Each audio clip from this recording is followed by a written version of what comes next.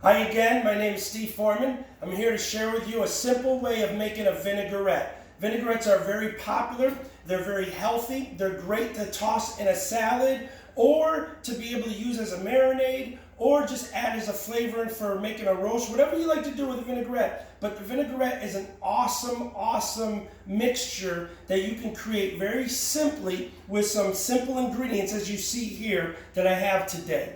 But the fundamentals to making a vinaigrette has to consist of an oil and an acid, which typically is a vinegar. Any kind of vinegar, any kind of oil. It just depends on what kind of flavors you're looking for. So we have to understand what we're doing when we talk about making a vinaigrette. Basically, a vinaigrette is a chemical reaction called an emulsion.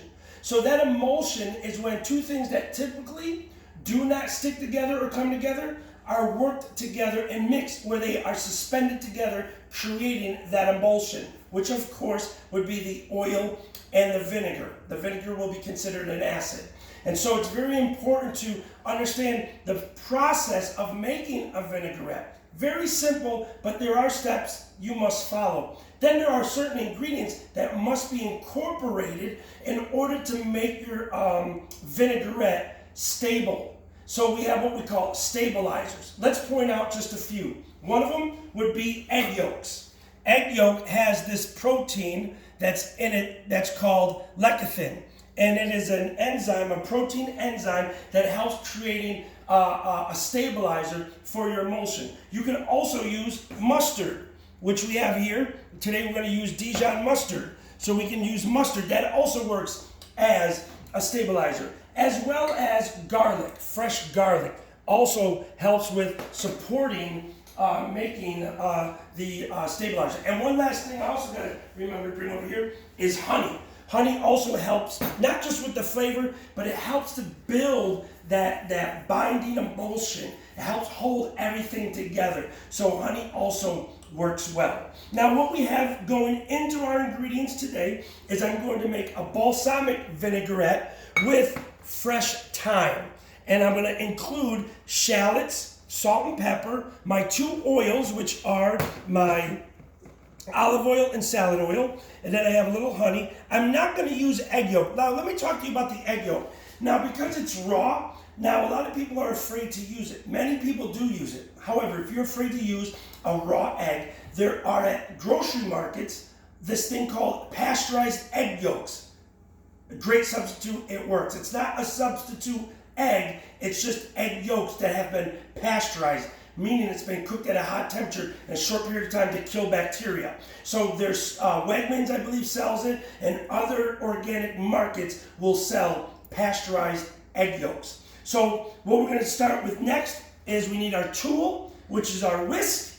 We also have our mixing bowl. I have two mixing bowls here. I'm going to show you a trick. I have the one bowl I'm going to mix in, but underneath I have ice and another mixing bowl. Why do I use ice? Because again, it will help bring the emulsion together. When I make the emulsion of vinaigrette, the cold bowl is going to help everything hold together better as I'm mixing it. And so what we have to do is we started out with some shallots, which I already have cut, but I'm going to do one real quick. Just like doing an onion, I'm going to mince my shallot, or shallot, however you want to say it. And then we're going to mince it real quick. So you see how fine that is, right? And then we're going to continue mincing. So it's small pieces that are going in the vinaigrette that will disperse nicely throughout the vinaigrette, so it's suspended in the emulsion, so I'm getting a flavor of the shallot throughout the whole thing. Then also we have thyme. Now I already have some chopped thyme here. If you zoom in, I already have it already minced up, if you can see. But it's very simple. Fresh thyme you can buy anywhere. But what we'll do is we take the fresh thyme and we peel off the small stems, the small leaves that are on there. We discard this, and we continue to take off the little leaves that are on these stems, discard it, and then what we do is we chop it up real nice. We'll chop this up real fine. Again, small particles so that they suspend in the emulsion evenly so that when I'm pouring my vinegar out into my salad or whatever else, it will all be distributed properly. I already minced up my garlic, so we have our mise en place ready to go. Again, mise en place is things in place, making sure I have all of my ingredients, all of my tools, everything that I need to make my product. So once I begin, I can go from start to finish with no interruptions because I have my mise en place.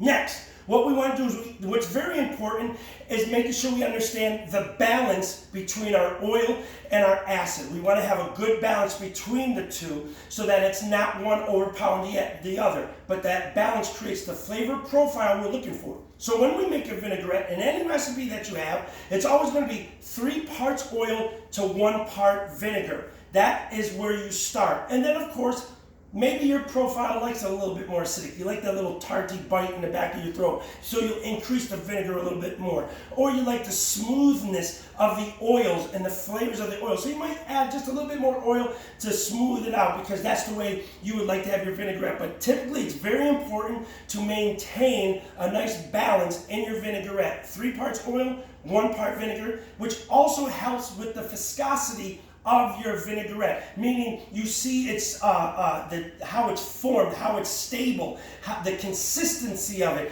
You want it to have a nice viscosity so that it drizzles over your salad or it drizzles over your protein that you're going to marinate with, and it's nice and layered evenly. So now let's begin. First thing we're going to do, I'm going to take a towel and put it down on my cutting board, so that way the towel helps with resisting the bowl from moving while I'm mixing. So it helps with the less movement of the bowl moving around as I begin to whisk my product. Now, we always start with the vinegar first, then adding the ingredients, and we finish with the oils, and we slowly add the oil while whisking to create the emulsion that we're looking for. So the first thing is the vinegars. Remember, it's going to be 1 part vinegar and 3 part oil. So I have about a 1/4 cup of vinegar in there now. I'm adding my fresh thyme. I'm adding my shallots. I'm adding one of my stabilizers, which is garlic, right? Then I'm going to add my mustard, just a shot of that, okay? And now lastly, I'm going to add my honey. Hopefully my honey will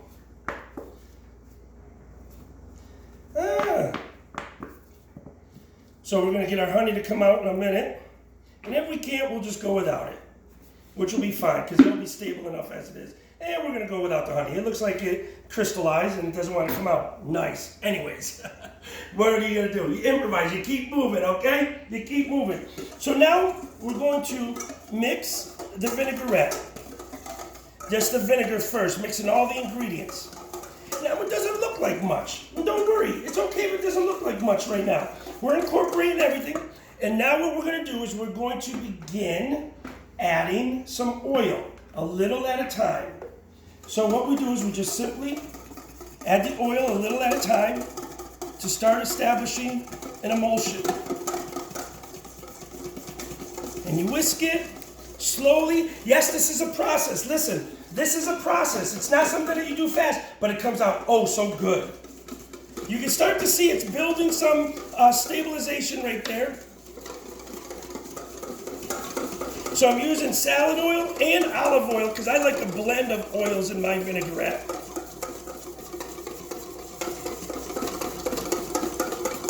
We continue to mix, we continue to mix. Now what I'm going to do is I'm going to add a little olive oil. Again, I'm using 2 kinds of oil. Just a little bit of a drizzle in there.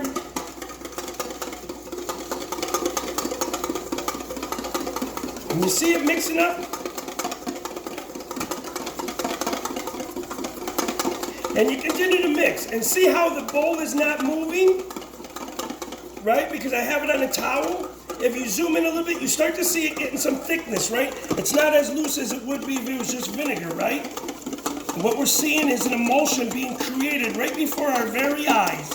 We're allowing our oil to be incorporated. We have our garlic and our mustard in there, which is stabilizing things. And we're going to keep going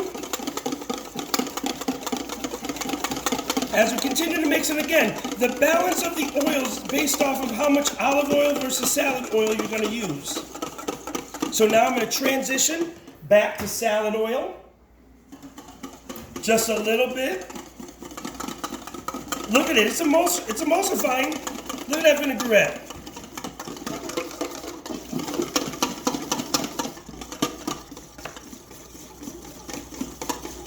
Now we know that the emulsions don't last long, so it's okay. When it separates, later on when you're using it and then you put it in the refrigerator and it separates, all you gotta do is stir it back up, shake it up in the bottle that you have it in, whatever it may be. Now what we gotta do is add our salt and pepper. I have my salt right here, which helps bring out the sweetness and minimizes the bitterness, and I add a little pepper to give it some tang to it, nice little heat to it.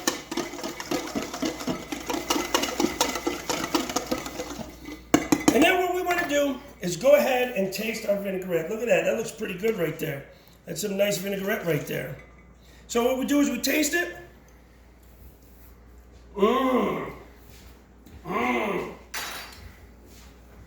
So what it needs is a little bit more salt and pepper, a little bit of this. We're going to continue to add our olive oil, and it's almost there.